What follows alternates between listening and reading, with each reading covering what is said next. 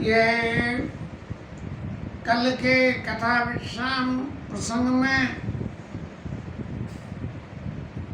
बड़ी अभूतपूर्व अनुभूति हुई। भरत जी का चरित्र जो रामायण का निचोड़ है, उसकी व्याख्या करने में असफल रह गए। परिस्थितियां जो भी कुछ थी उनके बारे में तो कुछ नहीं कहेंगे, क्योंकि हम तो पूरी तरह से अभी ठाकुर जी के ऊपर ही समर्पित हैं कि महाराज जो भी आपको खेलवाना हो वो हमसे खेलवा लो, क्योंकि हमारा बुद्धि विवेक तो है नहीं। अब इसी शरणागति की आशा से ये भरत जी का अयोध्या कांड का मास पारायण 21वां विश्राम, जो कि लगभग पूरे अपने आप में एक नवां पारायण विश्राम के बराबर हो जाता है, आज उसका नंबर है। और आज जरूर मन में ये आशा जगी है कि आज इस कथा को यदि कुछ थोड़ा बढ़ा सकें तो लंबी कर लें और 2 दिन में पूरी करें इस कथा को, क्योंकि जो आगे लंका कांड की लड़ाई और खोखों की कथाएं आएंगी, वो कथा में वो तो सब राम जी के प्रचंड प्रभाव से ही सबका शमन हुआ है, तो वो तो शमन हो जाएगा वहाँ। लेकिन जो भगवान की भक्त की कथा है, उस कथा में कटछोट नहीं होना चाहिए। इस संकल्प के साथ आज की कथा में प्रवेश करते हैं।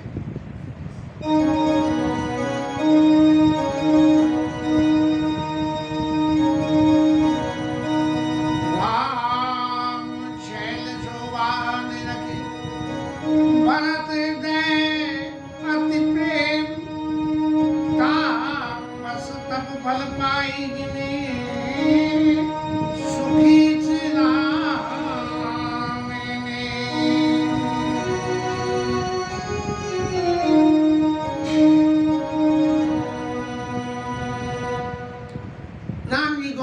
खोजते निषाद राज भरत जी को लेके चले जा रहे हैं। रास्ते की दूरी थोड़ी ज्यादा रही तो एक ठिकाने पे देख के एक किसी ऊंची पर्वत के ऊपर में चढ़ के, और तब जो है केवट महाराज ने राम जी भरत जी को ऊपर चढ़ के कहा कि महाराज यहाँ आइए और यहाँ आके देखिए, यहाँ से राम जी के आश्रम के दर्शन हो रहे हैं।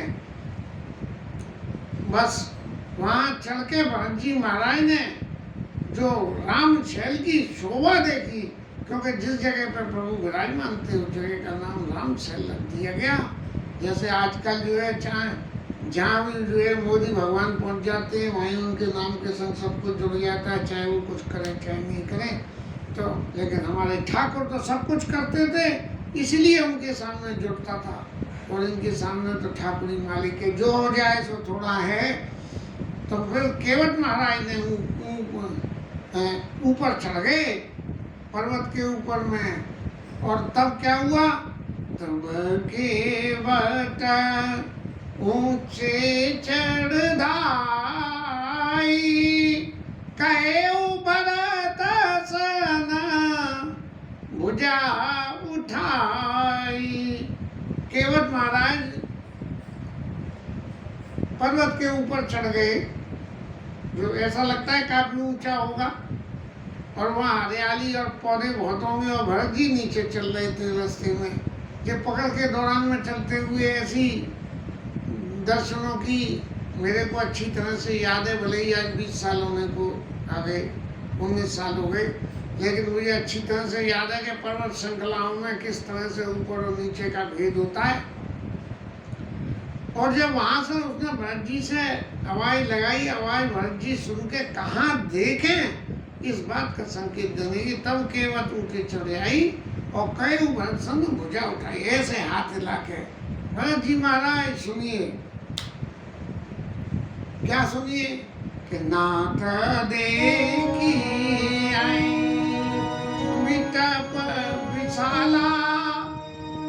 बड़े बड़े पेड़ आपको महाराज दिख रहे हैं, वो देखो उधर, और पार करे जम्बू रसाल कमाला, एक पापड़ी का वृक्ष, एक अमरूद का जम्बू, और एक आम का रसाल, और एक तमाल का, तमाल माने तेज पत्ता होता है। ये पिछली दफे जब मैं पाठ कर रहा था तब मैंने गूगल पे खोजा कि तमाल को क्या कहते हैं, तो तमाल का मतलब नहीं, तमाल का मतलब तेज पत्ता। तो ये पाकर जम्बू रसाल तमाला, ये 4 तरह के जो है वहाँ वृक्ष जो आपको दिख रहे हैं। अब भरत जी महाराज इन वृक्षों की पहचान क्या जाने, वो अब तक तो महलों में ही रहे थे, लेकिन अब जब केवट ने कही तो उन वृक्षों की पहचान उनको हो गई। और महाराज एक बात देख लीजिए कि यही वो चारों पेड़ हैं जिन चारों के पेड़ों के बीच में भगवान राम की कुटिया है। और उस कुटिया में क्या क्या खूबी है, नील पल्लव फल, नील सघन पल्लव फल लाला। क्या है, क्या उन चारों पेड़ों का घेप इतना है कि उसके बीच में आकाश के दर्शन हो रहे, और वहां से जो है सूर्य की रोशनी आके छाया बन रही है। और कैसी छाया है कि अबीरल छा सुखद सब काला, ऐसी छाया उन पेड़ों की आती है जो जाड़ा गर्मी बरसात सब में सुख देती है। माँ एक बात यदि विचार करें तो जाड़े में धूप अच्छी लगती है, और गर्मी में छाया अच्छी लगती है, और बरसात में पानी का बचाव अच्छा लगता है कि भीगे नहीं। तो उन पौधों की ये खूबी है कि जाड़े में उसमें हवा नहीं आती है तो जाड़ा कम लगता है, गर्मी में धूप नहीं आती है तो गर्मी लगता है। और बरसात में जो है पेड़ों की घने होने की वजह से नीचे पानी नहीं आता है। अभी सुखद सब काला मानवती मेरे अरुणमय राशि, और बिरची विधि सकेली सुषमा सी। अंधेरे में जैसे एक छोटी सी ज्योति प्रकाश कर देती है, ऐसे ही विधाता ने इन सारे पेड़ों की छांव के बीच में वो जगह, उसकी शोभा को विधाता ने स्थापित कर दिया कि हवा आवे नहीं, धूप आवे, और गर्मियों में धूप आवे नहीं, और बरसात का पानी आवे नहीं। ऐसी उपमा जो है गोस्वामी जी ने दी है। और महाराज ये तरु समीप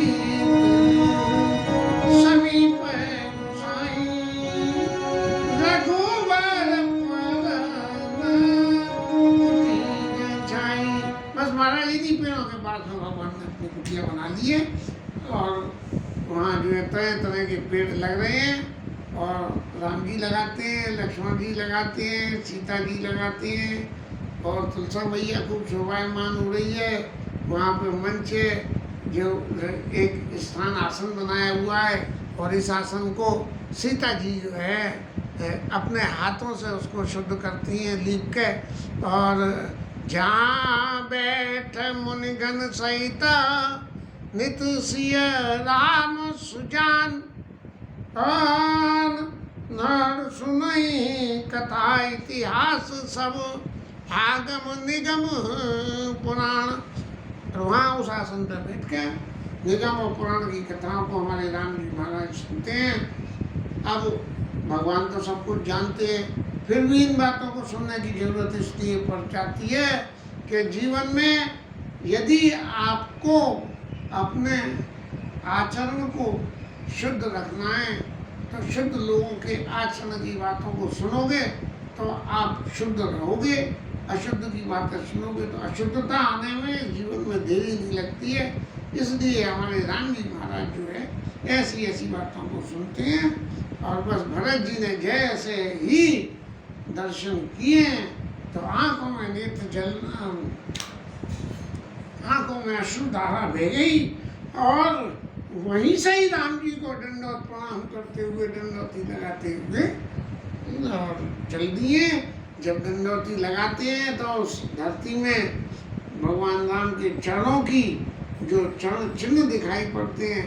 भरत जी महाराज बचपन से उनको परसू कर रहे थे चरण चिन्हों को, तो वो उनको पहचान जाते हैं।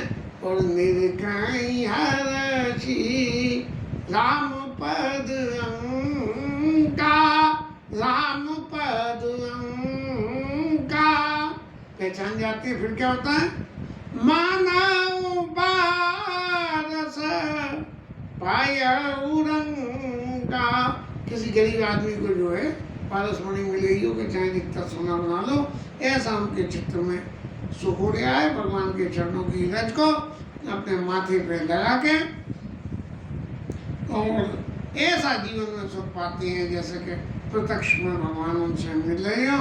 और भरत जी की दशा को देख के सब लोग ऐसे प्रेम विभल हो गए, यहाँ तक के देवता तो लोग देख देख के ये सोचने लगे कि हे भगवान, ये भरत जी के चरित्र में कितने गुण हैं जिसको हम आज तक नहीं समझ पाए। तब उन्होंने क्या करा, सकही स्नेह विवश मग भूला और कई सुपंत सुर बरसाई फूला।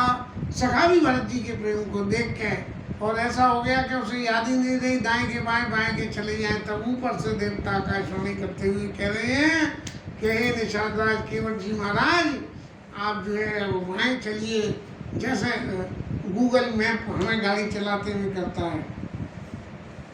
और भरत जी के इस प्रेम को देख के जो रास्ते में सिद्ध साधक लोग बसते थे, सब इतना प्रेम हो गया कहते हैं उन सबको जो है मेरे किसी साधक हम लागे सहज स्नेह सराहन लागे कि देखो ये स्नेह की सहजता होती है। राम जी ने तो कुछ भी नहीं कही है, किसी ने कुछ नहीं कही है, लेकिन उनके चित्त का श्रेय इनको ये सब क्रिया करने की प्रेरणा दे रहा है। और प्रेम मंदिर विरा भरत पयोद गंभीर और मत प्रगट्यो साधुत कृपा सिंधु रघुवीर। गोस्वामी जी महाराज कहते हैं कि यदि इस पृथ्वी पे भरत जी का जन्म नहीं हुआ होता तो जो अचर को सचर और सचर को अचर कौन कर देता। अचर को सचर, सचर को अचर कैसे किया जा सकता है। सचर को तो अचर ऐसे किया जा सकता है कि जब हम प्रेम में अत्यंत विफल हो जाते हैं तो हमें ये नहीं रहता कि हम कहाँ हैं। और उस प्रेम के बारे में बच्चे का स्नेह हो, बच्चे को कोई चोट चुटेल लग जाए तो बच्चे के स्नेह में हम इतने विफल हो जाते हैं कि सामने वाला कह रहा है अरे भैया इसे पानी तो पिला दो, लेकिन हमारे कानों में आवाज़ ही नहीं पहुँचती है। तो ऐसे ही सचर अचर, ये सचर अचर हो गए। और अचर सचर को क्यों कि पेड़ पौधों ने जब ये भरत जी की दशा देखी कि इस तरह से भरत जी का प्रेम है तो उनका हृदय भी पेड़ पौधों का द्रवित हो गया। कई छपन से क्योंकि पेड़ों छाया कर रही विबुध गण भरत चले ही मग जाए हो प्रेम नहीं तो राम जी सॉरी।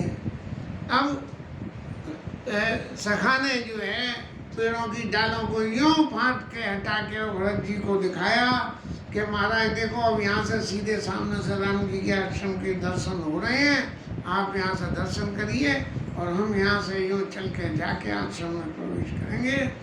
भरत जी आश्रम के लिए चल दिए और चल के जो राम जी के स्वरूप के दर्शन करें। भरत जी जिधर से प्रवेश कर रहे हैं उधर से राम जी की पीठ है और आश्रम में घुसते ही जैसे भरत जी के सारे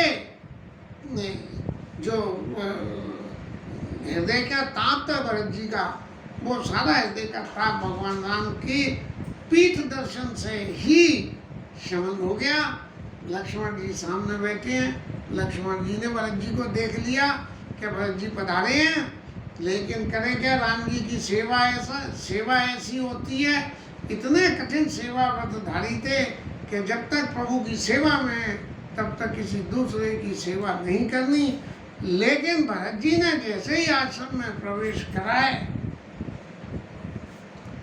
और आश्रम में प्रवेश करते ही जो क्रिया हुई है कि लक्ष्मण जी ने ये देख के भरत जी आए हैं और इनके आने की सूचना प्रभु को कैसे दूं, तो उनकी भगवान की सेवा में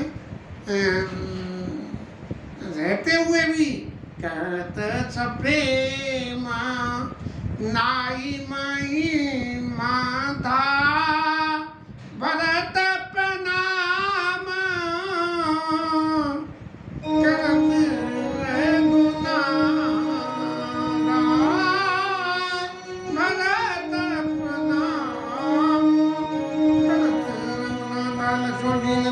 प्रणाम करके कही कि महाराज भरत जी प्रणाम कर रहे हैं। तो कथा तो कल के प्रसंग में आई थी, लेकिन शायद पता नहीं कल मेरे से छूट गई है शायद, कि लक्ष्मण जी और राम जी का संवाद जिसमें भरत जी के क्षेत्र को उजागर करने के लिए राम जी ने ये कहा, भरत हो न राज मद और विधि हरिहर पद पाई, कबों की कानी सीख रन क्षीर सिंधु बिन साई। लक्ष्मण जी महाराज, भरत जी को कभी राजमत नहीं हो सकता, जैसे कांजी की बूंद से दूध का समुद्र नहीं फट सकता है। ऐसे ही तो ये बात जब लक्ष्मण जी को याद थी तब उन्होंने कहा तो सब नाई गई माता भरत प्रणाम कर सकना था, और जैसे ही गई भरत शब्द सुनाई, प्रणाम शब्द भी पहुंचा नहीं पहुंचा, उठे राम सुन प्रेम धीरा, उठे राम सुन प्रेम धीरा, कहो पट कहो धनु धीरा। राम जी ऐसे उठे कि उन्हें जो कुछ होश ही नहीं दिया कि शरीर पे पहना हुआ वस्त्र, उनका धनुष और उनका बाण कहाँ गए। हमारे ठाकुर जी तो परंपरा है कि कहीं भी जहाँ दर्शन देते हैं वो धनुष बाण के साथ देते हैं, और ठाकुर के स्वरूप की परिभाषा ही धनुष बाण है। लेकिन जब ठाकुर अपने भगत से मिलने जाते हैं तब धनुष बाण की जरूरत नहीं होती है। संसार की और सब बातों के लिए धनुष और बाण से मर्यादा रखने की जरूरत हो, लेकिन भक्तों के आगे ठाकुर को कोई जरूरत नहीं होती है। ठाकुर ने खुद कही है,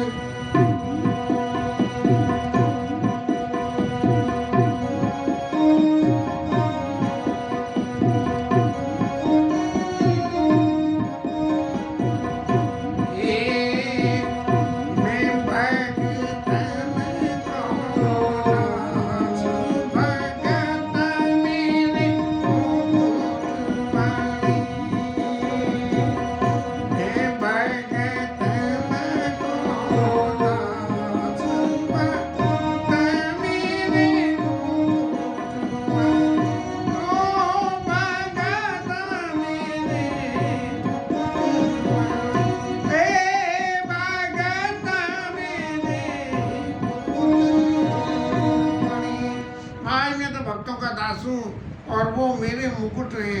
मुकुट तो माथे पे धरा जाता है, इसलिए मैं भी अपने भक्तों को माथे पे रखता हूँ। तो कहूँ पट कहूँ निशंग धनु तीरा, ये भगवान और भक्त के मिलन जिस वक्त होता है उस वक्त न धनुष की जरूरत है, न तीर की जरूरत है, और ना ही उस वक्त इन दोनों भक्त और भगवान के बीच के मिलन के लिए किसी वस्त्र की जरूरत होती है। तो इसलिए महाराज राम जी के पटके ने, धनुष ने, सब ने जो है राम जी का शरीर छोड़ दिया, और ये मानो ऐसा कह रहे हैं कि राम जी महाराज आप अपने भगत से दिल मिला के लिए।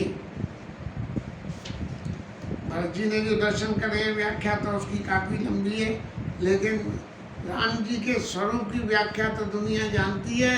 मत प्रगटे साधित कृपा सिंधु रघुवीर, इसलिए जो मुख निकल के भरत क्षेत्र का आ रहा है उसके बारे में के कुछ अंतरात्मा को थोड़ा सा सुख हो रहा है। और भगवान ने जाके भरत जी धरती में प्रणाम कर रहे हैं, उठना नहीं चाहते हैं। भगवान राम ने जबरदस्ती उठा के वनवास लिए उठाई, लाए कृपा निधान भरत राम की मिलन लखी विसरे सबई अपान। सब लोगों को अपने अपने शरीर की गति भूल गई है भरत जी राम जी को मिलते हुए कि देखो इसे कहते हैं वास्तविक प्रेम के दर्शन इसी कहते हैं। ऐसे ही एक व्यक्तिगत जीवन की घटना में जब बाबूजी को दोबारा बम्बई से लौटा के लाए और डॉक्टरों ने कह दी कि अब घर जाओ, अब बम्बई आने की जरूरत नहीं है, और घर में गली में चाचा जी और बाबूजी ऐसे ही भरत जी और राम जी की तरह से मिलके, और बाबूजी ने चाचा जी से कही कि कृष्ण बाबू अब तुम अकेले रह जाओगे। ये ऐसी गति को देख के, इस संसार की गति को देख के जो हमारे चित्त पे असर हुआ था, तो राम जी और भरत जी के मिलन की गति देख के लोगों को क्या हुआ होगा, इसकी व्याख्या कैसे हो सकती है। अब भगवान और भक्त आपस में सब मिल लिए, लक्ष्मण जी भरत जी मिले, और क्योंकि लक्ष्मण जी के मन में सबसे ज़्यादा क्षोभ था इस बात का, इसलिए वो और भी ज़्यादा प्रेम से मिले। और जब भरत जी जाके सीता मैया के चरणों में प्रणाम कराए उन्होंने, तो सीता मैया के चरणों में प्रणाम करके, और सीता मैया ने आंखें बंद करके मगन सने दे सुध नहीं, उनको दे की सुध भी नहीं रही, ऐसे भरत जी के ऊपर में जब हाथ रखा है, तब भरत जी को चित्त में ये विश्वास हो गया कि हमारी माता सीता जो है हमसे रुष्ट नहीं है, बल्कि हमारे ऊपर। सब लोग इस तरह से वहाँ सब अपनी मिलने की उसमें ऐसे सब लोग अपने मस्त हो गए, जैसे हम थोड़ी देर को एक कल्पना लौकिक जगत की करें कि बेटी के विवाह में बारात दरवाजे पे आ गई है, बाराती नाच रहे हैं, गा रहे हैं, कन्या पक्ष के वर पक्ष के लोग सब ऐसे आनंद ले रहे हैं कि बहुत से तो जो है उसी बीच में जेवें पार कर जाती हैं, लोगों की ज्वेलरी पार कर जाती है, पता ही नहीं लगती लोगों को का क्या हो गया। ऐसे सब लोग जो है खो गए वहाँ। जब ऐसे सब लोग हो गए, तब इन सारी परिस्थितियों में जब हमारे समाज के सब व्यक्ति एक ऐसी स्थिति में देवहीन हो जाएं, तब जो भगवान की सेवा में जागृत रहते हैं वो व्यक्ति सावधान करते हैं। तब केवट ने कहा कि नाथ साथ मुनिनाथ के, मातु सकल पुरलोक, सेवक सेनापति सचिव सब आए विकल वियोग। सब जो है वियोग से विकल हो के महाराज साथ में आए हुए हैं। आप सब लोग तो यहाँ समझ रहे हो कि भरत जी आए हैं, भरत जी नहीं आए हैं, भरत जी के साथ पूरा का पूरा समाज आया है। और इन सब परिस्थितियों को देखते हुए राम जी ने शत्रुघ्न जी को वहीं छोड़ दिया आश्रम में। शील सिंधु सुन गुरुआ बनु, सिय समेत राखे रिपु दबनु। हमेशा जंगल में या वन में भगवान राम और सीता जी में जब कभी भी राम जी सीता जी से विलग हुए हैं, तो हमेशा किसी न किसी को सिक्योरिटी में रखे गए हैं। तो सीता जी के संग यहाँ जो है शत्रुघ्न जी को रखा, और मृग मारने गए थे तो लक्ष्मण जी को रखा। इसके अलावा जब खरदूषण तिशा को मारने गए थे, तब लक्ष्मण जी को ले जाने की जाऊ के अंदर आवा निश्चल कटक भयंकर, तो वहाँ भी उनको जो है कस्टडी, लक्ष्मण जी की कस्टडी दी गई है। बाकी इसके अलावा किसी प्रसंग में भी राम जी सीता जी को छोड़ के नहीं गए हैं। और गुरु जी के पास जाके गुरु जी को राम जी प्रणाम कर रहे हैं, और जब ये राम जी को प्रणाम कर रहे हैं तो एक घटना के या दुर्घटना के गुरु जी महाराज जब संगवेरपुर में भरत जी मिले थे निषाद राज से, तो उन्होंने तो गले लगा लिया और गुरु जी ने दूर से ही हाथ उठा के जान राम प्रिय ध्येय सीसा आशीर्वाद कर दिया। लेकिन जब भरत जी के इस स्नेह को देखा तो इस स्नेह को देख के गुरु जी महाराज के चित्त में ऐसा स्नेह उमड़ आया कि उन्होंने इस बार दूसरा आशीर्वाद नहीं दिया और मुनि बर दाई लिए लाई, मुनि बर दाई लिए लाई, मुनि बर दाई लिए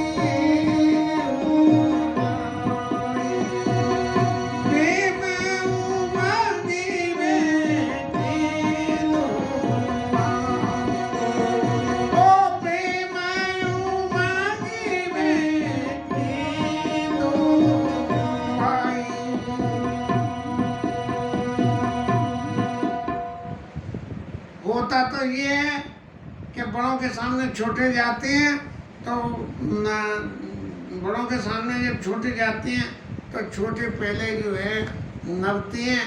लेकिन यहाँ तो लीला ही उल्टी हो गई राम जी के प्रेम में कि गुरु जी महाराज ने भगते हुए जहाँ खड़े थे उस स्थान से केवट की तरफ जाने के लिए इतनी रफ्तार से गए और खुद झुके और फिर लिए उड़ लाई, अपने हृदय से केवट को लगा लिया। यही प्रेम की भगवत साधना के प्रेम की पराकाष्ठा है कि भगवान जिसको प्यार करते हैं उसको इस संसार में सभी लोग प्यार करते हैं।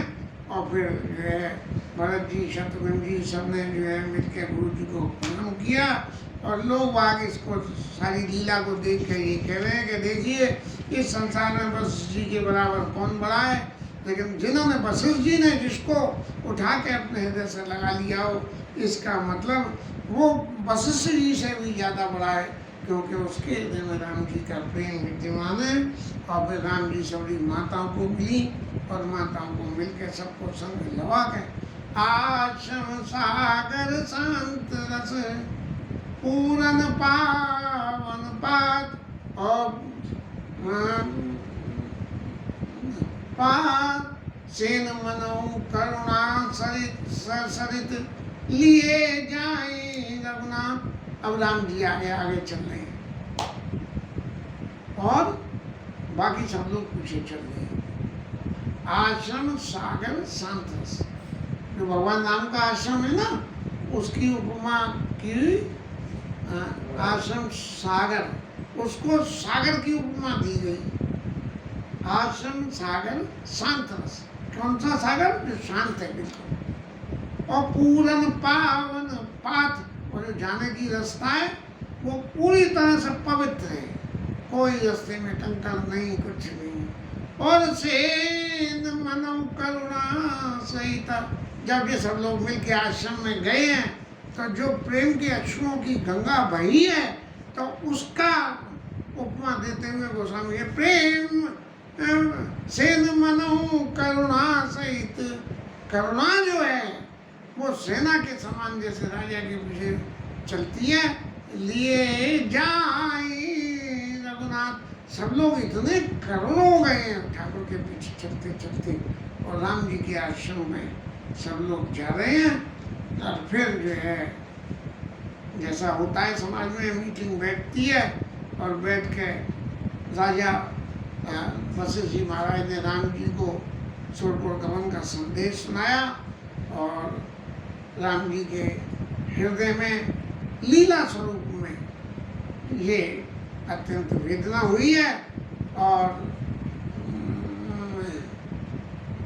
मदन ने विचारी वे अति विकल धर्म धीर भारी। जब राम जी ने मन में ये समझा कि तो मेरे स्नेह में मर गए। अरे जब इनके पास में प्रत्यक्ष भगवत के दर्शन का साधन ये था, फिर सांसारिक स्नेह में मरने की क्या जरूरत थी। लेकिन वरदान तो प्रभु आपने ही दिया था उनको કે जल बिनु मीना मम जीवन तिम तुम्हें अधीना, माने बिनु फन जिमी जल बिनु मीना मम जीवन तिम तुम्हें अधीना। महाराज वरदान तो आपने दिया था, मरण हेत निज ने विचारी। अरे भाई इसी वजह से राजा जो है छोड़ कर चले गए, वे अति विकल समुद्रधारी।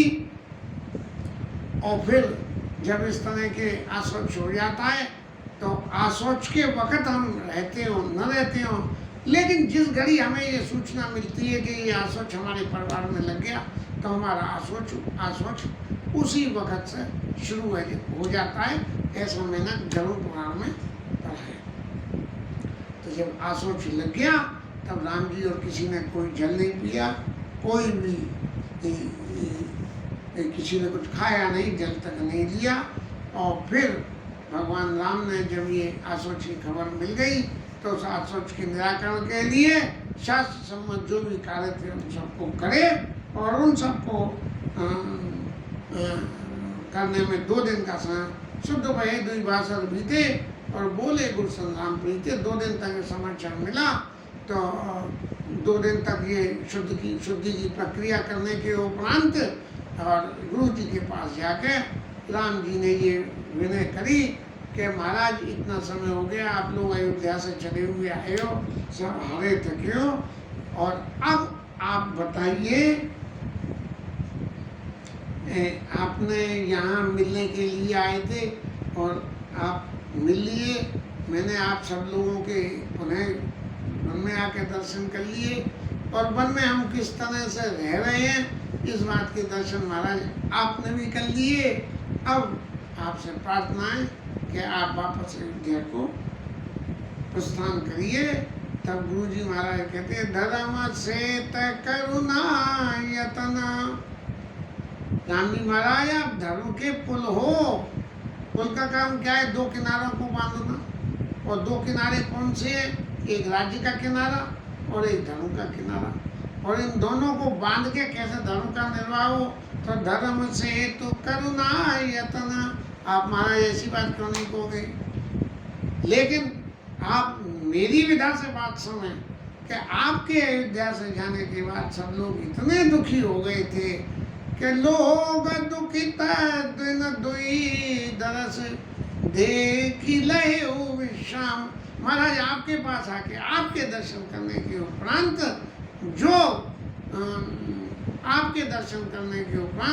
जो सुख मिला है वही विश्राम है, बाकी तो सब दुख होते।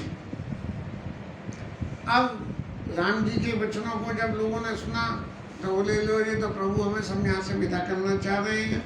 लेकिन जब गुरु जी के वचनों को सुना तो सबके हृदय में ऐसी कल्पना जागृत हो गई जैसे कि गुरु जी तो हमारे कितने अपने ही हैं और हमें राम जी के पास ही रखना चाहते हैं।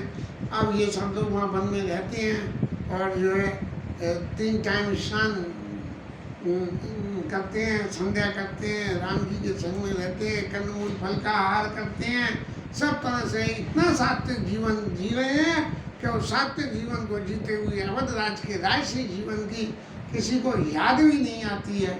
और इस तरह से वन कोल किरात लोग जो है ऐसी सेवा कर रहे हैं जैसे कि घर में बारात आ गई हो, बारात की कन्या पक्ष के लोग सेवा करते हैं, लोगों को लाला के तरह तरह के फल देते हैं, उनके कई कई भेद स्वाद गुण नामा, उनके गुण नाम और स्वाद तीनों का वर्णन कर करके उन्हें बताते हैं कि ये ऐसा है, इसमें ये स्वाद आता है, इसके खाने से ये होता है, इसके खाने से ये बीमारी भग जाती है।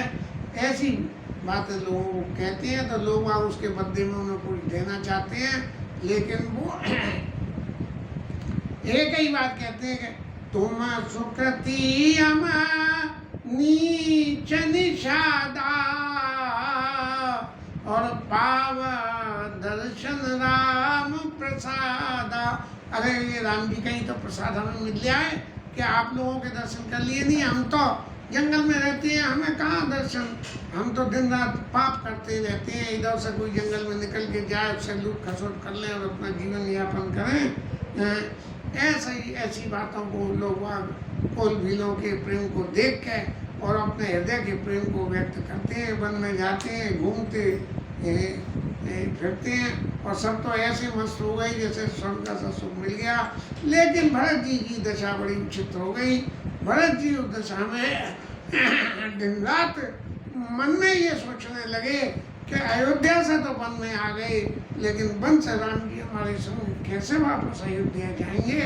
और फिर कल्प विकल्प की जो धारा भरत जी के मन में बही, भरत जी कहने लगे कि गुरु जी यदि राम जी से कह दें कि आप चलो, तो गुरु जी तो कहेंगे नहीं। क्यों नहीं कहेंगे गुरु जी? क्योंकि गुरु जी अगर रोक सकते होते तो अयोध्या में ही रोक लेते। अब रही माता की बात है, तो क्या कही माता की तो कोई बात ही नहीं रही। कौशल्या मैया जाने ही नहीं देती। अब कौन के रहे? पुरजन परिजन रहे, बोले हमारी बात अगर लगनी होती तो भी नहीं।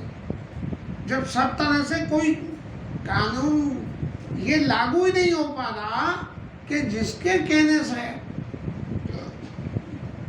भगवान वापिस अयोध्या चले जाएंगे, तो अब बच कौन गया भागा उसमें एक, कि जो यदि विनय करे तो शायद काम हो जाए। लेकिन मोही अनुचर करे केतिक बाता, तेई महाकुसुम विधाता। अरे मेरी तो, मैं तो दास हूँ, मेरी क्या बस बिसात है।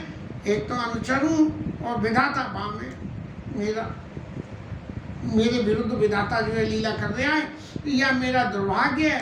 तो मेरी बात से तो राम जी जाने से रहे। और ऐसा करते करते भरत जी को न रात में नींद आ रही है, न भूख लग रही है, और बिल्कुल ऐसी स्थिति हो गई जैसे कीचड़ में मछली चली जाती है। तो न तो वो मछली में जो कीचड़ में थोड़ा सा जल होता है, उस जल को छोड़ पाती है, और ना ही जल और पाने के लिए कहीं प्रयास कर पाती है। क्योंकि जैसे ही कीचड़ से बाहर आती है, उसमें जो है जीवन के अंत की शुरुआत काउंटडाउन शुरू हो जाती है। इस तरह से भरत जी महाराज विचार करते करते अत्यंत संकोच के वशीभूत हो गए और गुरु जी महाराज के पास में गए हैं। और वहाँ बैठ के जो गुरु जी के सामने संवाद हुआ है, उस संवाद की लीला का विवरण आगे चलता है। तब गुरु जी को लेकर गुरु जी नहीं, गलत कीजिए।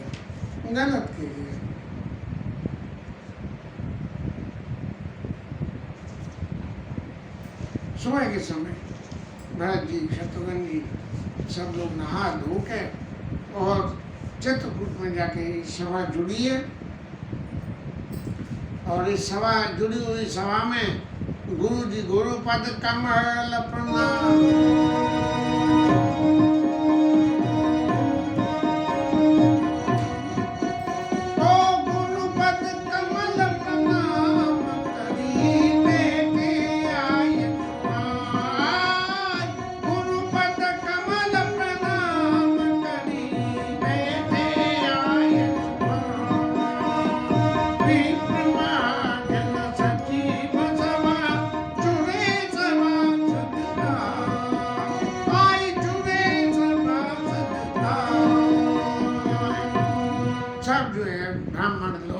सभासद लोग, महाजन लोग, गण्यमान्य लोग, ब्राह्मण सब लोग जो है उस सभा में जमा हुए। और सबके जमा होने पे अब मीटिंग के लिए भाई कोई सेक्रेटरी बनाया जाता है, स्पोक्समैन बनाया जाता है, और क्या बोलते हैं जो कंट्रोल करते हैं उनको, मीटिंग को अनाउंस करते हैं। तो वहाँ तो वो तो किसी ने बनाया नहीं किसी को, क्योंकि किसी को ये चिंता ही नहीं थी कि इस मीटिंग में कोई ऐसा रिजोल्यूशन पास हो कि राम जी को छोड़ के हमें जाना पड़े। और जब रिजोल्यूशन रखे जाएंगे, राम जी अगर वापस जाने होते तो आते ही नहीं, इसलिए वापस तो हमें ही जाना पड़ेगा। और हम ऐसी कोई मीटिंग को सक्सेस नहीं होने देना चाहते जिसमें हमें वापस जाने की मिल जाए। तब गुरु जी महाराज, जिनके सिर, क्योंकि अयोध्या में राजा है नहीं और भरत जी ने राज को स्वीकार नहीं किया, तब बिना राजा की तो रह ही नहीं सकती, तो एक्टिंग राजा तो होना चाहिए। तो एक्टिंग राजा के नाम पे गुरु जी महाराज एक्टिंग राजा हो गए। और ये हमेशा का ऐसा ही रिवाज है कि जब जब लौकिक रीति से राज्य शासन का कंट्रोल व्यक्ति रूप से नहीं हो सकता है, तब तक धर्म स्वरूप शास्त्रों के अनुसार शास्त्र उस राय धर्म के रक्षक होते हैं। इसीलिए बोले मुनिवर समय समाना, सुनो सभासद भरत सुजाना। भरत जी महाराज और सारे सभासद लोग, आप सब लोग एक बात समझिए,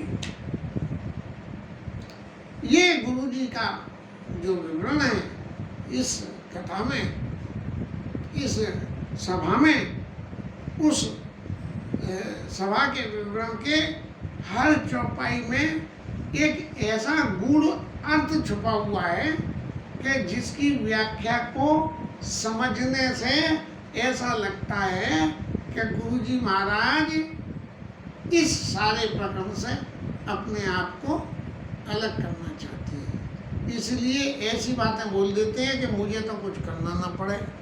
अब एक मोटा सा उदाहरण दे के कहें कि एक आदमी ने मान लीजिए चोरी कर ली और चोरी करके पकड़ा गया। कॉलोनी का ही आदमी था, कॉलोनी में ही चोरी करी थी और कॉलोनी के जज बैठे थे। तो जज क्या फैसला दे रहे हैं क्या भाई फलाने लाल को ये गलत काम नहीं करना चाहिए था, बहुत अच्छी बात है, लेकिन गलत काम कर लिया। गलत काम तो कर लिया उसने, लेकिन क्या कॉलोनी वालों का ये फर्ज नहीं है कि उसने ये गलत काम क्यों किया? यदि उसको गलत काम करने की प्रेरणा देने की परिस्थिति कॉलोनी वाले लोग वहां बनवा लेते तो वो क्या ही करता। ऐसे विवरण और ब्यौरे को गुरु जी महाराज विप्र महाजन सचिव सबके सामने रख रहे हैं कि बोले मुनि बरा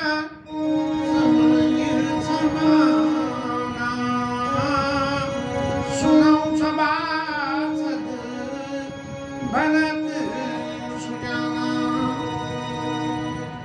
सब लोग सुनिए मेरी बात को, ध्यान से सुनिए। सत्य संग राम धुरीना, धर्म धुरीना, भानुकुल भानु और राजा राम स्वबस भगवानो। ये धर्म की धुरी है जिस पर धर्म टिकता है, राम जी। और भगवान भी है, भगवान के 6 शरीर इनके पास है, इसलिए भगवान राजा भी है और अपनी लीला से ही अपने बस में और भगवान है।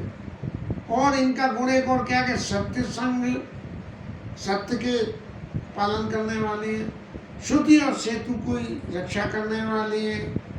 और क्या है, राम जन्म जग मंगल हेतु, इस जग के मंगल के लिए राम जी का जन्म हुआ है।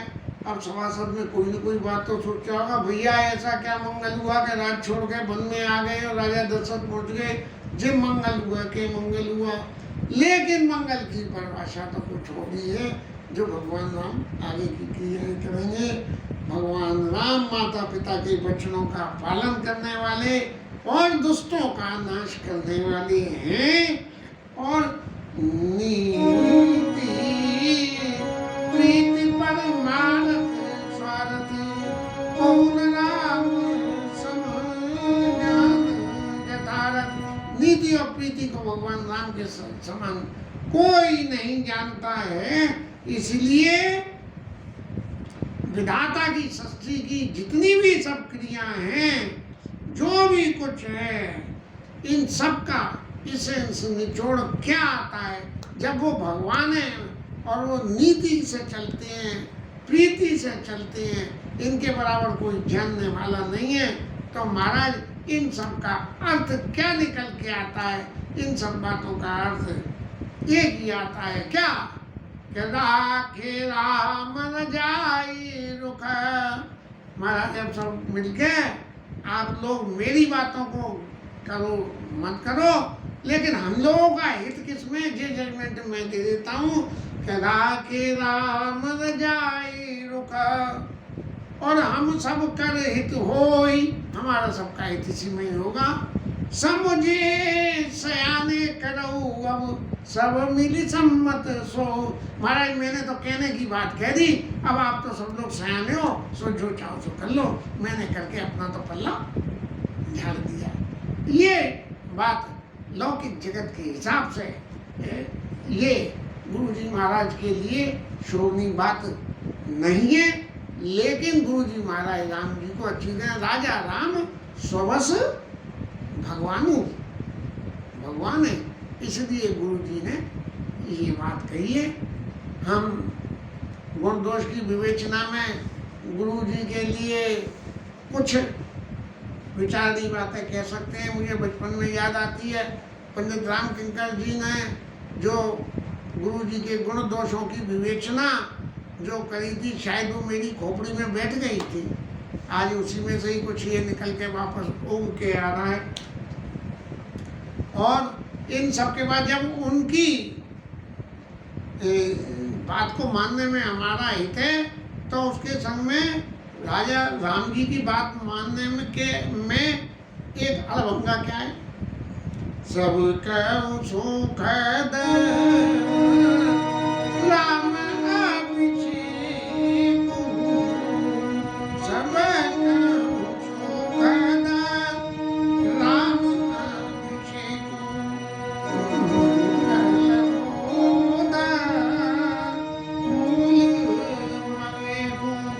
हमारे सब लोगों का किसमें बसा है, भला है, हमारे सबका तो इसमें भला है कि हम जो है भगवान वापस अयोध्या चल के राज शासन पे बैठे और अयोध्या वालों का सबका भला हो।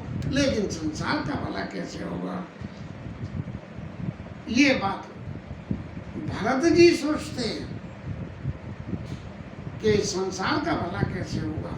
क्यों कि संसार का भला जब होगा जब इस संसार में भगवान राम की भक्ति का प्रचार होगा, और भक्ति का प्रचार तभी होगा जब भरत जी जैसे भक्त भक्ति करने की रीति को सिखाएंगे। अब आप सब लोग, मैंने कहने की अपनी बात कह दी, अब आप सब लोग मिलके आपस में विचार करें और क्या करें कि कई विधि आबद चली गुनाऊ कहूँ समझी सोई करिए पाऊ।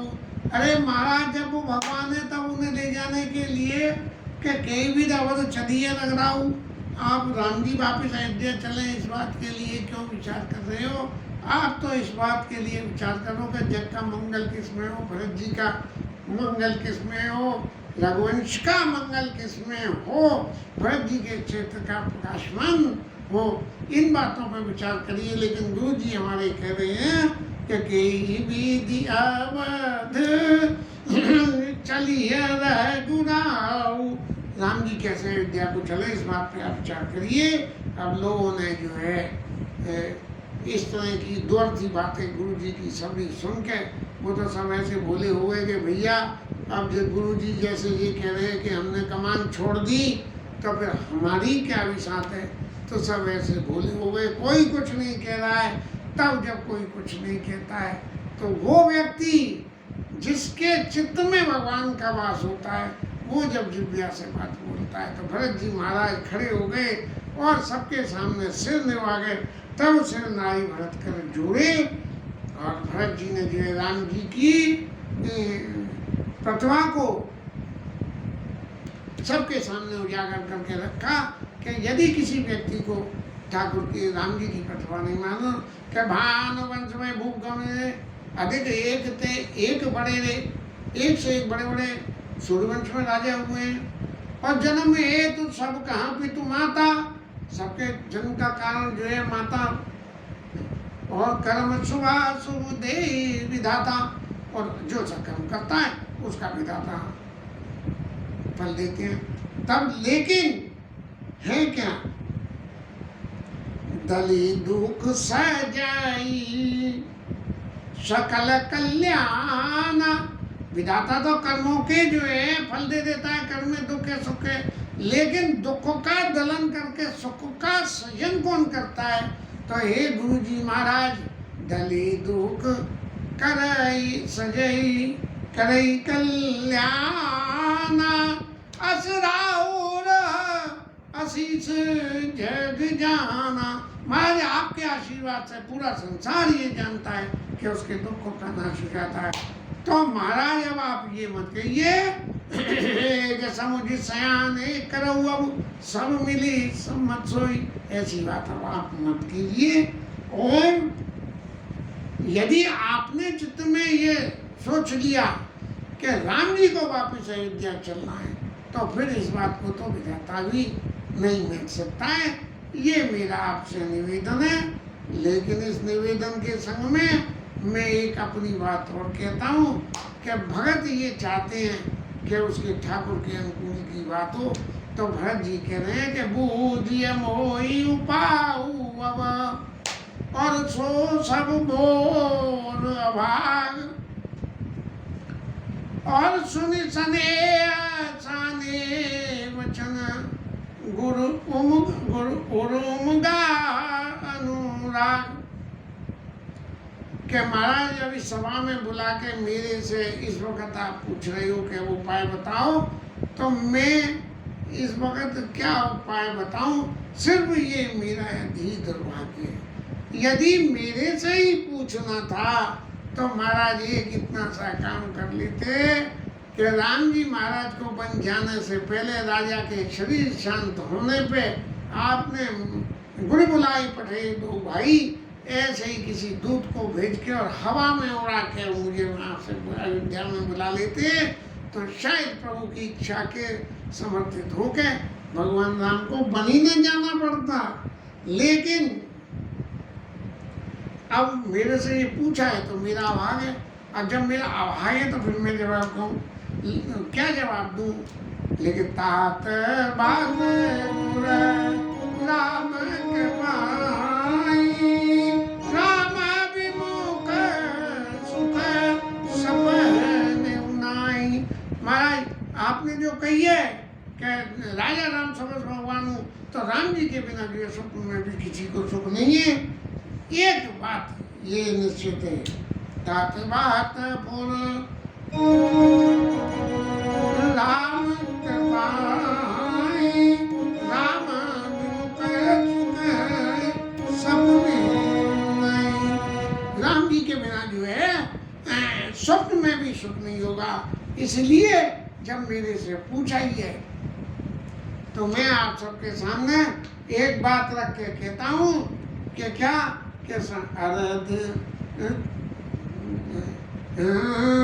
सकुचौ तात कहते एक बात। अब आप तो ज्ञानी हो, लेकिन ज्ञानी की बात को अपने ज्ञान से काट के जो मैं कह रहा हूँ, इसलिए मुझे संकोच। सकुचौ तात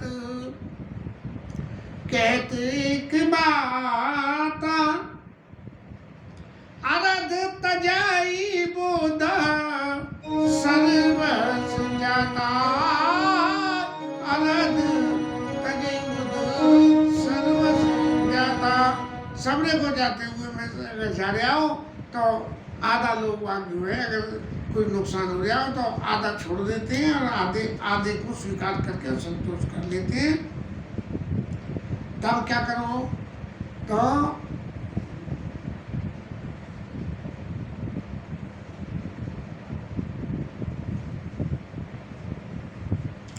मैं कहीं कुछ भूल कर गया हूँ। बूझियम मोहि उपाय सो सब मोर अभाग।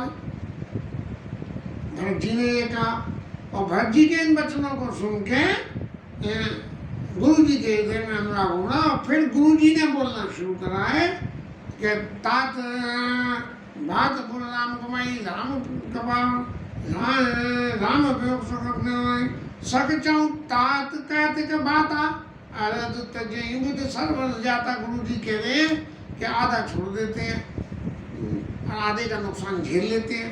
तो क्या करो कि ऐसा करो भरत जी महाराज, आप तो वन में चले जाओ, भरत और शत्रुघ्न जी और राम जी लक्ष्मण जी को वापस भेज दो। बस इतना ही सुनना था। तो भरत जी महाराज तो ऐसे खुश हो गए कि राजा जिंदा हो गए हो और राम जी को राज्याभिषेक हो गया हो, और कहने लगे कि अनंत कानन करऊ जन्म बरी बासु एते अधिक नमोर सुपासु। इससे ज़्यादा है ही नहीं मेरे लिए कुछ कि मैं तो जिंदगी भर वन में वास करूं, क्योंकि वन में वास करके ही तो भगवान की कृपा मिलेगी। वहीं बैठ के तो भजन होगा, राजकाज में बैठ के तो राजकाज में लिप्त हो जाएंगे, सब उसी में जो है जिंदगी सारी गुजर जाएगी। भूल गए राग रंग और भूल गए हेकड़ी, और तीन चीज याद रही, नून तेल लकड़ी। गृहस्थी के झमेले में फंसते ही सब ऐसा हो जाता है, राज्य झमेले में फंसते ही सब ऐसा हो जाता है। कैसे कैसे बाबा महाराज और कैसे कैसे योगी रोगी भोगी महाराज शासन में बैठ के जो जिंदगी में सुख नहीं पाए वो सुख पाके और ऐश कर रही हैं। तो ये सब वैसे ही सारी क्रियाएं होती हैं। इसलिए एक आनन कह रहे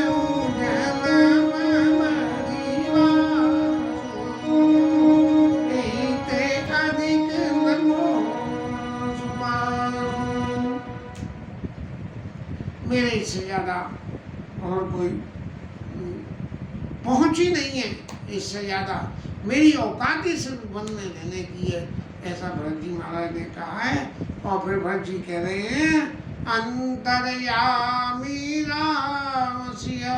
जो बात मैंने कही है इस बात का सबूत क्या है कि सीता जी राम जी अंतर्यामी है, वो सब कुछ जानते हैं। अंतर्यामी राम सिया और तुम सर्वज्ञ सुजान। ये अंतर्मन से निश्चित करने वाली बात नहीं है महाराज आपके लिए, आप गुरु जी हो, तुम सर्वज्ञ सुजान, आप चतुर हो, सब कुछ जानने वाले हो। और जो पुर कहा उतनाथ निज कीजिए वचन प्रमाण। यदि महाराज आप ये कह रहे हो कि ये बात एग्जीक्यूट होनी चाहिए, तो आपने अपने वचनों की सत्यता के लिए इसको प्रमाण स्वरूप करके और राम जी को भेजो अयोध्या और हमें भेजो वन में।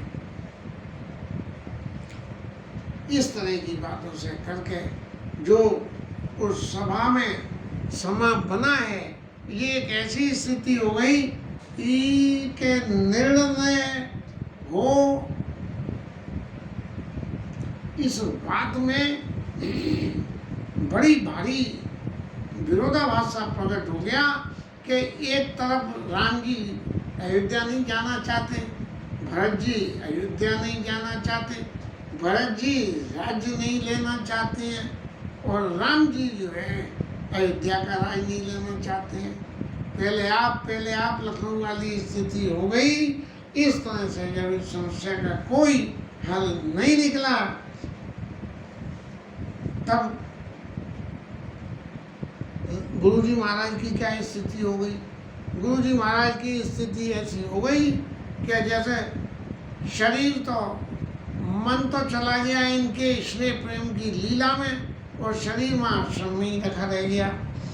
और जब शरीर तो वहाँ रह गया और बुद्धि जाके ये सोचने लगी और राम जी से क्या कहें, भरत जी से क्या कहें, कोई जतन तो भैया निकालो। मैंने एक सवाल रखा, जरा सा इतनी सी बात कही और माँ तो इतनी लंबी, भरत जी ने कह दी ये कानून करो जन्म बनवासू। इस तरह से भरत जी के गुणों की चर्चा करते करते भरत जी का चरित्र गुरु जी के हृदय में इतना प्रकाशमान हो गया कि भरत मुनि मना भीतर भाए और सहित समाज राम पैयाए। अब ये लग गया गुरु जी महाराज को कि भरत जी इतने सुच पवित्र हैं कि इनको किसी भी बात के लिए राजी करना बहुत मुश्किल है। ये तो राम जी की कृपा से ही राजी होंगे भरत जी, इसलिए राम जी के पास चलिए। और राम जी के पास में जाके जो भरत जी ने बात कही थी वही बात गुरु जी ने राम जी से कही कि सबके और अंतर बसऊं। महाराज आप तो सबके अंदर बसते हो और जानो भाव कुहाव। किसका भाव क्या है ये जानते हो, इसलिए जब आप सब कुछ जानते हो तो और किसी की बात तो छोड़ दो, आप अपनी व्यक्तिगत बात को मत करो। कौन की बात करो?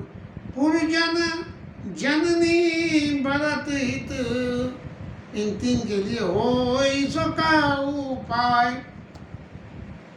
इनका हित किसी में हो, आप अपना हित मत देखो और किसी का हित मत देखो। अयोध्या वासियों के और माताओं के और भरत जी के, इन तीन के हित की साधना के लिए कौन सी रास्ता है, इस बात का आप विचार करो और उस बात के ऊपर में आप अपना मत दो। ये बात कह तो दी गुरु जी ने। अब जब ये बात कह दी कि इन तीनों के हित के लिए, तो लौकिक रूप से जरा थोड़ा सा यदि विचार करें तो भरत जी तो राम जी के कहने के लिए ऑप्शन बिल्कुल खुला हुआ है कि महाराज राजा ने भरत जी को राज्य शासन दे दिया, तो ये सब विचार करना भरत जी का काम है। इसलिए आप पुरजन जननी भरत हो चुका उपाय, वो आप मुझसे मत पूछो, वो उपाय आप भरत जी से ही पूछो। लेकिन फिर आगे कहते हैं कि महाराज आरत कहाई विचार न काऊ, और सूझ ज्वारी आपन दाऊ। माए भरत जी से पूछे कैसे? भरत जी तो बहुत दुखी हैं, इतने दुखी हैं कि वो कानन करो जन्म भर वासु वाली बात कहते हैं। तो उन्हें तो उनसे तो क्या कही जाए,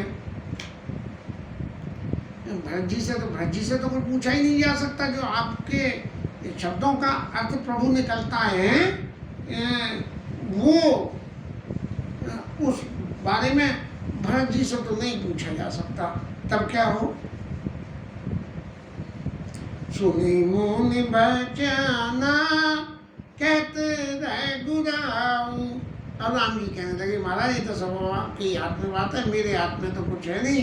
राजा भरत जी हैं सो वो करें, उनको राजा दिया, उनका हेडेक है, आप उनके संरक्षक हो, इसलिए आपकी जिम्मेदारी है। और महाराज हम तो सब तज हरी भज करके वन में आ गए हैं, और ये आप अच्छी तरह से जानते हो कि वन में आने का हमारा क्या कारण है। इसलिए महाराज अब आप ही कहिए, जब सारे पत्ते आपके सामने खुले हुए हैं तो आप ही कहिए कि क्या करना है। और महाराज एक बात और सुन लीजिए, आप जो कह देंगे उसको करने में सबका हित होगा। आप किंचित भी पार्शियलिटी नहीं करेंगे, ये बात निश्चित है। भले ही भरत जी ने आपके चित्त को प्रभावित कर लिया है, लेकिन फिर भी आप पार्शियल नहीं होंगे। इसीलिए आप जो है क्या करिए कि समस्या का निराकरण करने को बहुत लंबा चौड़ा काम करना हो, अब एक लंबी चौड़ी बिल्डिंग बनानी है तो फिर सबसे पहले बुनियाद भरनी पड़ेगी, तो बुनियाद भरने का इंतजाम कर दिए।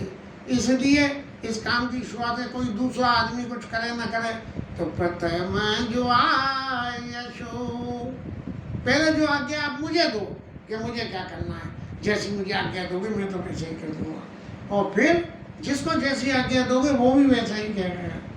लेकिन जब ये बात सुनी गुरु जी महाराज ने, तो गुरु जी महाराज को निश्चय लग गई कि अब तुमने फिर दोबारा से फंस गया। पहली मीटिंग में से तो बाहर निकल ही आया था, लेकिन फिर मैं दोबारा से फंस गया कि राम जी ने कह दी कि पहले मुझे आज्ञा दे दो, और फिर जिसको आज्ञा दोगे वही सब करेगा। और भरत जी गुरु जी के हृदय में बसते, तो गुरु जी ने फिर जो है एक नई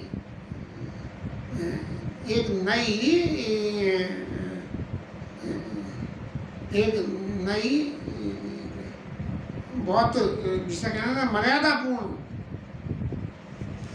बात को कहा कि कह मुनि राम सत्य तुम बाका।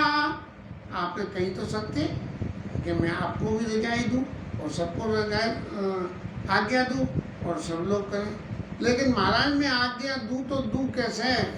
क्योंकि आज्ञा देने के पीछे का तो सबसे बड़ा कारण ये है कि भरत जी का इतना स्नेह है, उस स्नेह के वशीभूत होके मेरी बुद्धि में खुद ही पार्शलिटी आ गई है।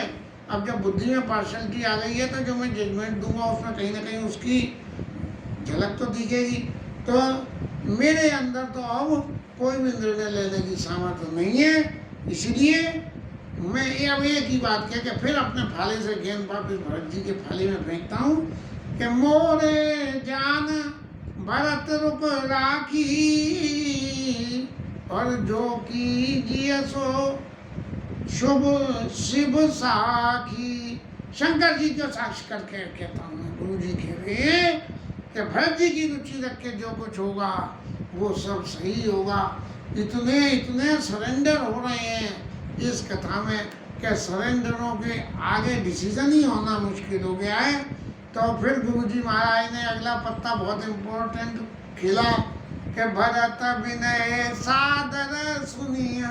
भरत जी से पूछिए, लेकिन भरत जी जो कह रहे हैं उसको सादर सुनिए। ऐसे नहीं जाए कोई तो कह देगा कि इसमें भरत जी का हित है, अरे नहीं वो तो भरत जी मैदान छोड़ना चाहते, ऐसा नहीं है। भरत विनय सादर सुनिया और करिए विचार बहुल। जो वो कह रहे हैं उसे सुन लो और सुन के उस पर विचार करो और फिर क्या करो, करना क्या, लेकिन करब लोक मत साधु मत नप नए निगमन छोड़। जो राजनीति और शास्त्रों की जो आज्ञा है वो तो करना, उनकी विनय को सुनना है और करना क्या, करो साधु मत लोक। साधुता जिन बातों की परमिशन देती है और लोक मत परमिशन देता हो वो करना है। अगर महाराज यही सब कुछ करना है तो फिर यहाँ तक आने की कोई जरूरत ही नहीं थी। गुरु जी ने अपना पल्ला झाड़ लिया, क्योंकि लोग मत करेंगे जेल भी तो दे ही, राज्य सुलाई, भरत जी को राजा होना चाहिए, तो भरत जी वापस चले गए। सीधी सी बात है, फिर तो कोई झगड़े की बात ही नहीं है। तो फिर भरत जी की बात को सुनना क्या, सुन तो लो लेकिन करना नहीं करना जी। अरे जब करना ही है तो फिर सुनने की भी क्या जरूरत है। इसीलिए गुरु जी का ऐसा भरत जी के ऊपर प्रेम देख के कि गुरु जी महाराज तो जो है भरत जी के प्रेम में बिल्कुल ऐसे विफल हो गए कि अब उन्हें ये भी नहीं पता कि वो महाराज गुरु जी बोल क्या रहे हैं। तब राम जी महाराज को चैन नहीं पड़ा, तो राम जी महाराज कहने लगे जैसे गुरु जी भरत जी के स्नेह में विफल हो गए थे, ऐसे ही अब राम जी महाराज का नंबर आ गया और भरत जी के प्रेम की सरता में वो भी डूब गए और फिर कहने लगे नाथ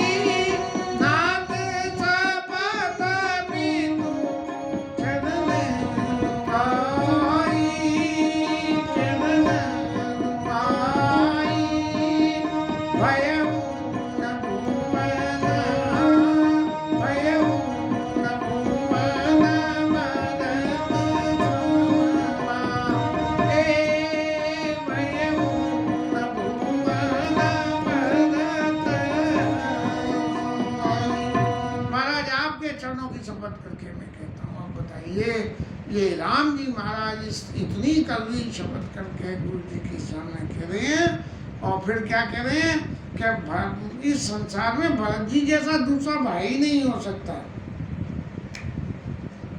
क्यों नहीं हो सकता? जे गुरुपद अम्बुज अनुरागी, जो गुरु जी के चरण कमलों में जिसका इतना अतिशय प्रेम हो तो वो तो इस लोक में परलोक में सब जगह बड़भागी होती है, और आपका तो अनुराग ही इतना है। भगत का स्वामी के चरणों में प्रेम हो, लेकिन स्वामी का अनुराग भरत के ऊपर इतना हो तो उसके भाग्य की तो कौन वंदना करता है, कर सकता है। लेकिन तभी हमारे प्रभु को ये बात याद आई, लख लख बंधु बुध सच्चाई कर बदन पर व्रत बढ़ाई। अरे छोटे भाई के सामने उसके गुणों की इतनी ज्यादा चर्चा हमें नहीं करनी चाहिए। और भरत कहाई सोई किए भलाई, किए भलाई, अस काई राम रे अरगाई। माय भरत जी के वही हमें करना चाहिए। और राम जी चुप हो गए। तब मुनि बोले व्रत सन सब सकोच तात, कृपा सिंधु प्रिय बंधु सन कहूँ हृदय के बात। हे भरत जी महाराज, हम अपने दिल की बात कह दो। राम जी ने तो अपने दिल की बात सभी कह दी। इस तरह से एक दूसरे के ऊपर में गेंद फेंकते फेंकते ये 2020 का मैच जैसी स्थिति बन गई। राम जी भरत जी से कह के तुम राजा बनो, भरत जी राम जी से कह के तुम राजा बनो, गुरु जी राम जी से कह के तुम राजा बनो, गुरु जी भरत जी से कह के तुम राजा बनो।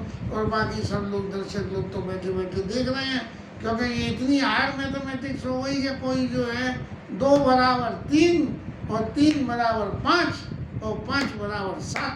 अब किसी को निर्णय करने बैठा दो और 2 और 7 बराबर हो गए तो वो निर्णय क्या दे पाएगा। ऐसी सारी स्थिति बनते बनते जब कोई रास्ता नहीं बन पा रही है, भरत जी महाराज ने अपने दिल की बात में ये सब बातें कह दी कि मैं ही दुर्भागी हूँ, मैं ही अभागी हूँ। यदि ऐसा नहीं होता तो ऐसी घटना कभी कुछ नहीं होती। मैं जो कुछ भी कह रहा हूँ वो सत्य हृदय से सत्य मन की बात है। साधु सभा गुरु प्रभु निकट, नाथ कहूँ सतिभाव, प्रेम पंच की झूठ भुर, जान ही मुनि रघुराव। राम जी और मुनि जानते हैं।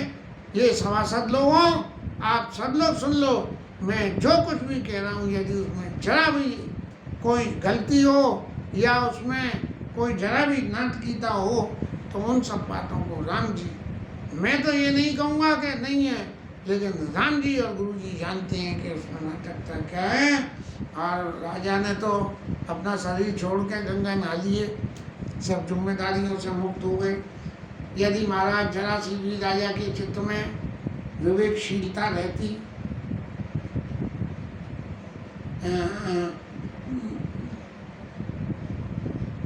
राजा मनु ने क्या मांगा था? राजा मनु ने मांगा था चाहो तुम्हें समान सुख, विवेक नहीं मांगा। यदि राजा ने विवेक मांगा होता, एक बात तो जरूर राजा ने मांगी थी कि सुत विषय तब फतेरत हो, मोई बड़ मूड कही जन को। कोई मुझे विवेक की जरूरत नहीं है, लेकिन मूर्खता का टाइटल महाराज न मिले, इसलिए आप मेरे जब पुत्र बन के आओ तो मुझे पुत्र का श्रेय देना, पुत्र जो पिता को श्रेय देता है वो श्रेय मिले। तो राम जी ने तो वो दे दिया। और मन में भनिज में जल बिना मम जीवन तुम तुम्हें ये दीना, राजा ने ऐसा मांगा है तो वो भी भगवान ने दे दिया। तो राजा तो न्यो गंगा ना गए, क्या उन्होंने राजा मनु ने मांगा ही नहीं। यदि विवेक की मांग ठाकुर जी से उस घड़ी राजा दशरथ ने कर ली होती तो राजा दशरथ के सामने एक ही बात कहते कि कैकेयी तेने पहले सुनाओ प्राणपति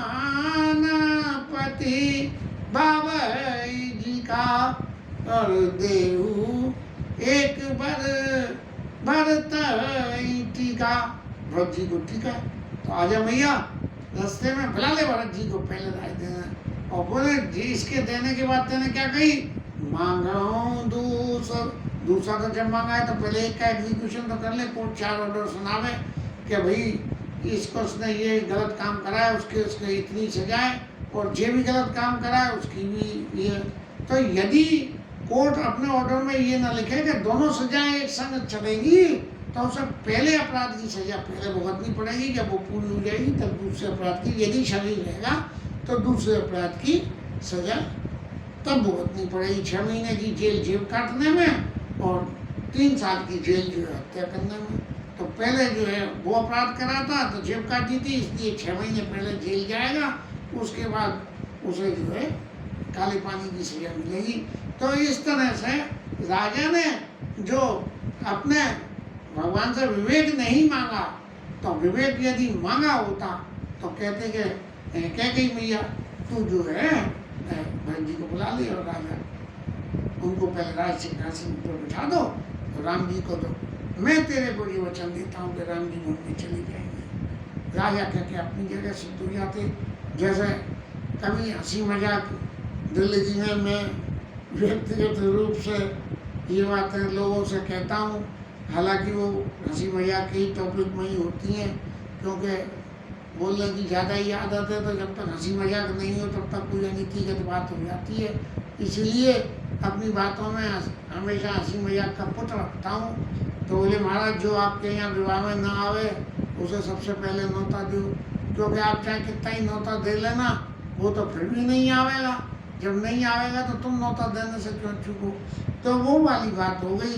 तो राजा दशरथ ने अगर विवेक मांगा होता तो कैकेयी से निश्चित रूप से ये कहते कि भैया पहले वरदान मांगा, उसका एग्जीक्यूशन पहले और सेकंड कैसे। इस तरह से जो है भूपति मन प्रेम बंसागी जननी कुमार जगत सुसागी भरत जी जो भी कुछ अपने मन की बातें कहते हैं, और उन सब को कह के ये कहते हैं कि ये सारा उत्पात इसलिए हुआ क्योंकि मैं जो है कैकेयी के से पैदा हुआ।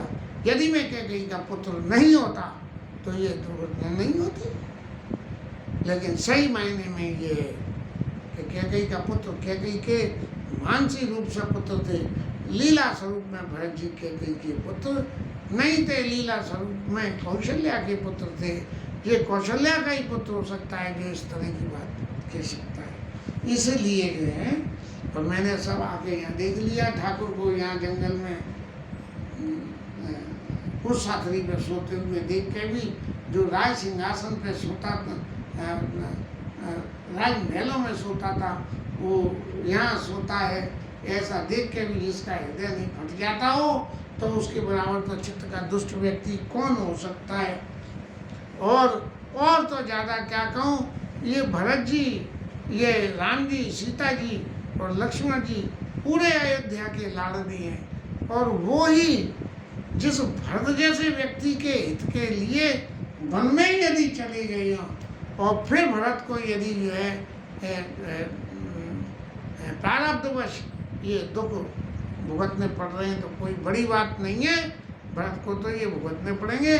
महाराज जो भी कुछ है आप सब लोग इलाज करो और उपाय करो, मेरे तो भाग्य में जो कुछ भी है वो सब मेरे को भुगतना ही पड़ेगा, और इसका कोई रास्ता नहीं है। अब राम जी का हृदय भी पिघल गया उस सभा में, और राम जी फिर बोलने लगे, 3 काल वो बोले उचित वचन रघुनंदू, दिनकर कुल कई चंदू, तात जाया जिया करऊ गुलाम, ईस अधीन जीव गति जानी। महाराज राम जी ने अब ये तीसरा पत्ता और खोल के दिखाया कि ये जीव तो ईश्वर के अधीन है, इसलिए महाराज भरत जी आप बिल्कुल किसी भी तरह की अपने मन में ग्लानि मत करिए, क्योंकि ये तो सब विधाता की रची हुई लीला है, और हम और तुम तो सब एक मोड़े की तरह से चल रहे हैं। जैसे कठपुतली वाला कठपुतलियों को नचाता है, ऐसे हम नाच रहे हैं। लेकिन यदि मेरे व्यक्तिगत के विचार की अगर आप बात सुनो तो 3 त्रिभुवन 3 काल मत मोरे, और पुण्य श्लोक तात तर तोड़े। तुम्हारे बराबर पुण्यवान व्यक्ति इस 3 लोकों में, पृथ्वी, आकाश और पाताल में कोई हो ही नहीं सकता है। और तुम पे यदि जो तुम कह रहे हो, अगर आप भरत जी महाराज कह रहे हो कि तासु तने तरी दूसरे दुगो देवता वही काई, तो महाराज ऐसी बात नहीं है। न, तुम पे यदि कोई दोष लगाएगा तो उसका जे लोग तो बिगड़ेगा तो बिगड़ेगा, पर लोग भी बिगड़ जाएगा। और मैं जो है आपको भरत जी महाराज ये विश्वास दिलाता हूँ कि ये सारे पापों का, सबके जो आप परिभाषा पापों में दे रहे हो, मिटे पाप प्रपंच सब, माने कैकेयी मैया के ऊपर लगा हुआ पाप भी मिट जाएगा। मिटे ही पाप प्रपंच सब, अकेले अमंगल भार, लोक सुयश पर लोक सुख, सुमिरत नाम तुम्हार। अगर आप कुछ भी ऐसा समझ रहे हो महाराज कि ये सब आपकी वजह से सब ऐसा हो रहा है, तो इन सब का मेटन हो जाएगा। कैसे मेटन हो जाएगा कि जो आदमी ये दोष आपके ऊपर यदि कोई लगाना चाहेगा, तो वो जब जाके आपका ही नाम जपेगा तभी उसका उद्धार होगा। नारद जी से जो है भगवान ने कही कि जपो जाओ संकट सतनामा हो ही है इधर तो दुष्नामा। शंकर जी से तो कंपटीशन लड़ाने में नारद जी गए और विश्व मोहिनी के चक्कर में फंसे थे। ऐसे ही भगवान यहाँ कह रहे हैं, मिट्टी यही पाप प्रपंच सब, अकेले अमंगल भार, लोक सुयश पर लोक सुख, सुमिरत नाम तुम्हार। इस लोक में परलोक में दोनों में हो जाएगा। और फिर कहते हैं राम जी महाराज कह रहे हैं, भरत जी महाराज आप धर्म की धुरीन को धारण करने वाले हो। पृथ्वी पे धर्म इसीलिए टिका हुआ है, मन में किसी तरह की आप ग्लानि मत पैदा करो। क्यों कि मुनिवर निकट बेहद मिल जाए, बाधक बधिक पलो प्राई। मुनियों के पास में तो वन में रहने वाले पशु पक्षी जानवर चले जाते हैं, लेकिन शिकारी को तो देखते ही भग जाते हैं। तो जब ये पशु पक्षी भी अपने हित की बात कहते हैं, तो ये मनुष्य शरीर की बात कौन कहे। राजा ने तो अपने वचन को रखने के लिए मुझे वन में भेजा है। राजा मुझे वन में कभी भेजना नहीं चाहते थे। राखे राय सत्य मोहि त्यागी, और तनु पर हरे प्रेम पन लागी। उस मेरे प्रेम में रहकर उन्होंने शरीर का परित्याग किया है। इसलिए चूंकि राजा ने शरीर त्याग कर दिया है, इसलिए तासु बचन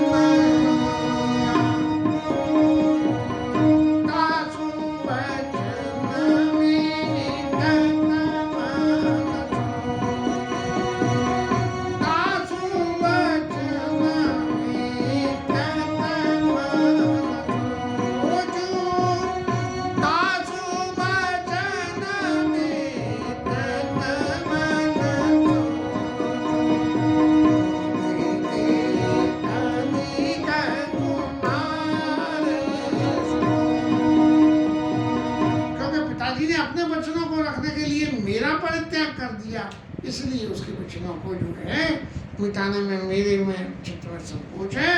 और उससे ज्यादा जो हेतात आपने अपने चित्त की बात कही है कि सारे अपराध की जड़ मैं हूँ, उस बात की वजह से भी ते अधिक तुम्हार संकोचू कि तुम्हारे चित्त के संकोच को मैं कैसे मिटाऊं। इसलिए महाराज क्या करे, मन प्रसन्न कर सकुच तजी। हे भरत जी महाराज आप अपने मन को प्रसन्न करके और अपने सारे संकोचों को करो सोई आज, तुम जो कहोगे मैं वो ही कर दूंगा। और सत्य संग रघुबर वचन सुनि बासुकी समाज। जब भगवान राम ने भरत जी की दीनता को देखते हुए और राजा के प्राण की रक्षा के लिए ये बात करते करते खुल के अपनी सब बातों को, पुरानी कई बातों को तास बचत मेटत बेचन मेटत मन सोचे, लेकिन मैं उस संकोच को भी छोड़ दूंगा और कहूँ करो सो आज आप कहो तो सही, मैं आज अभी इसी वक्त पूरी करूँगा। और सत्य संग रघुवर वचन सुनो बा सुखी समाज, सारा समाज जो है ये सुखी हो गया। अब तो निश्चय हो गया महाराज कि भरत जी 1 मिनट में कह देंगे कि चलो महाराज अयोध्या का राज्य स्वीकार करो। ये सुन के अयोध्यावासी तो सभी उसमें सुखी हो गए, लेकिन भरत जी महाराज ये कभी नहीं कह सकते हैं भरत ही जान राम पर छाई। वो सुनैना जी के संवाद में जाने सदा भरत कुल दीपा और बार बार मोई कहूँ मई पा। कौशल्या जी ने सुनैना जी से ये कहा है कि भरत जी को कुल के दीपक के समान समझना। दीपक की जैसे ज्योति होती है, ऐसी सारे रघुवंश के समाज की ज्योति भरत जी के माध्यम से फैलेगी। ज्योति राम जी की होगी, फैलेगी भरत जी के माध्यम से। इसका नाम रघुवंश है। और इसके साथ में ये कथा आज विश्राम कर रही है। कल इस कथा को जोड़ के किष्किंधा कांड, अरण्य कांड, किष्किंधा कांड और अरण्य और किष्किंधा कांड की लीला को सुंदर कांड तक लीला पूर्ति करेंगे। ठाकुर जी से फिर दोबारा से विनम्र प्रार्थना है, ये भरत चैत्र की लीला का व्याख्यान करने में जो कुछ भी इस विद्या बुद्धि में था उस सबको जिसे कहना चाहिए ना पलट देना, ऐसे पलट दिया है। महाराज किसी भी शब्द का अर्थ करने में कोई भूल हो गई हो तो क्षमा करना। आज की कथा